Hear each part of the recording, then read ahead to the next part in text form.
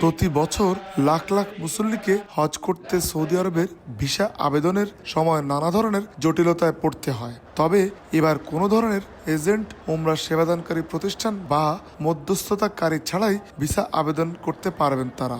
সম্প্রতি সৌদি হজ ও উমরা মন্ত্রণালয় নসুক উমরাহ নামের পরিষেবাটি উদ্বোধন করে।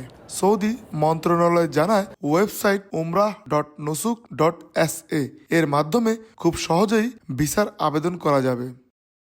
নসুক উমরাহ নামের নতুন এই ডিজিটাল পরিষেবার মাধ্যমে বিভিন্ন বিকল্প সুবিধাও গ্রহণ করা যাবে। মুসল্লিরা চাইলে এর মাধ্যমে পূর্ণাঙ্গ প্যাকেজ নিতে পারবেন। আবার ভিসা, হোটেল বুকিং, পরিবহন বা সাংস্কৃতিক ভ্রমণ আলাদাভাবে বুক করার সুযোগও থাকছে।